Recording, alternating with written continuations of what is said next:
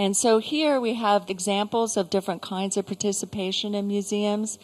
Something that's very common is just museums go out and consult. We've been doing a lot of consultation this week with our informants. We've been going and gathering information from them. So they've been our consultants. They've been our advisors. So again, when we go back to the collaboration continuum, it's primarily what we do also as anthropologists, and work with advisory groups. And we also talk about visitors. Visitors are what it's all about, right? we want people to come to the museum. But are visitors coming as passive participants in the museum? They're just coming to look at the exhibits and to learn? Or are they active participants in the museums? If we're really trying to promote community participation in museums, we want them to be more than visitors, right? We want them to be involved in museum activities. And ideally, if a museum is really that integrated model at the far end of the continuum, they would be involved in all the operations of the museum, in decision making, in administration, in curation, in promotion, in marketing, in everything as in the eco-museum model, that it would be real people's museology, very grassroots or rice roots, bottom-up approach. And then co-curation and co-development. When you're working with community members on helping curate, take care of the collection, help you. We had some examples. Nunavik people went to the Smithsonian and they were giving the Smithsonian curators more information about their objects in the collection from the source community. The source community is able to come in and help reinterpret sometimes objects in the collections that, oh, well, we thought this was a basket. This happened in our museum, these baskets from California tribes, when actually it was a hat. Because the way we had it stored in the museum like this, I mean, that completely changed the meaning, right? We had to change all the information in the catalogs because it's a hat. So they can help us reinterpret. And so they're co-curators, helping us, telling us how they want the objects stored and taken care of. And then helping co-develop projects, help us design projects together and write proposals together for what we can do. So they become not only consultants giving us information, but helping us also generate new information, to generate, create, produce new knowledge about their own culture in many cases. So they become cultural producers, not just representatives of their culture. And then community outreach.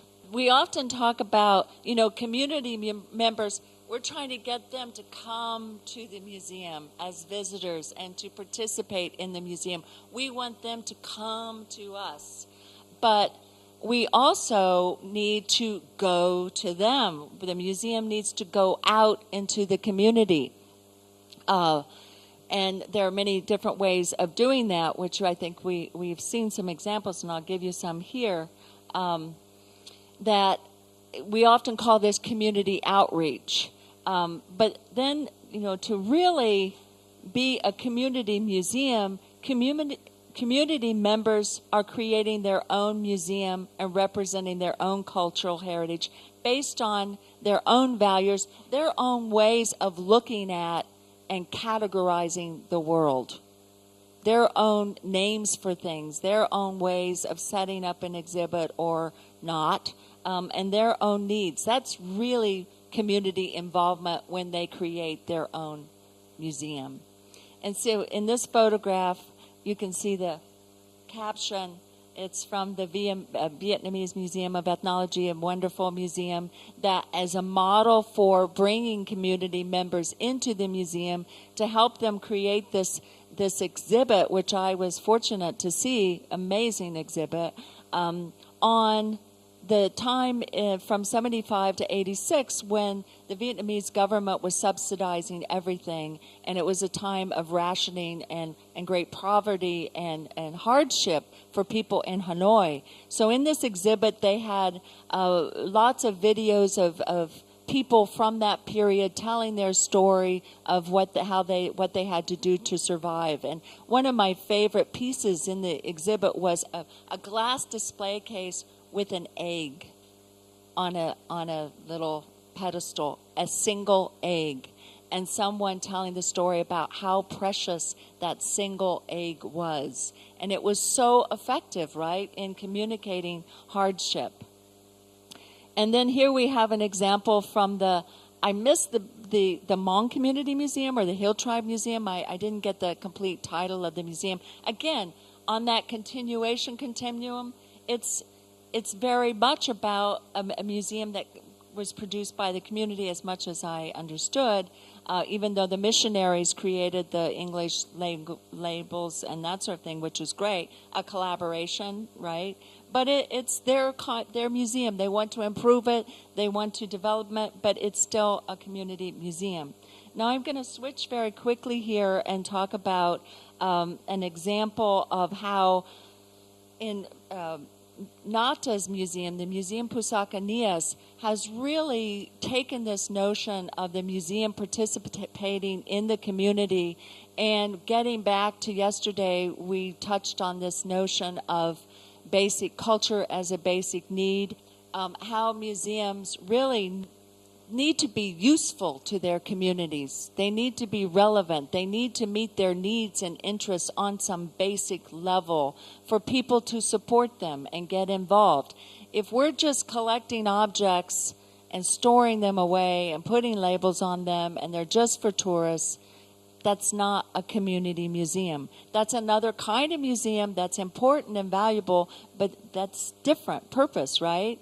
So as many of you know, there was a huge earthquake on Nias in March 2005 that basically flattened the major town on the north end of the island. Incredible, right? But what was amazing was that these were all modern cement buildings, modern houses and buildings that people want, right? Because they're modern and they're fancy and they're nice. But it was the traditional houses that in many cases have been there for decades, even maybe 100 years in this case, right? This chief house is very old. And it's very big. It's very tall. So you would think in an earthquake, if something was going to fall down, it would be this kind of structure. Nias is very famous for its architecture. And so the people have developed over the centuries a technology for building that is earthquake proof, right?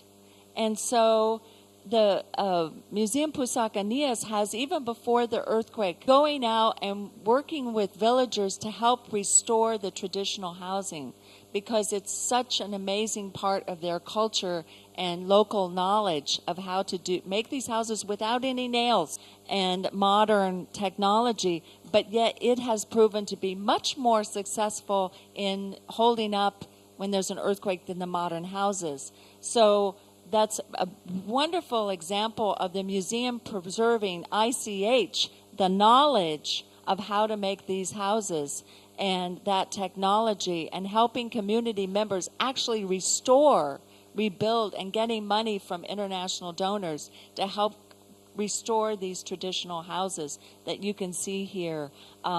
So it's an example of how cultural work can meet basic human needs. In this case, housing is shelter is a human need, right? And you can't see very well underneath, but one of the reasons why they hold up against an earthquake is that underneath there are timbers, pieces of wood that are kind of like, they're laced like this, and it's kind of like a cradle. It moves when the earth moves.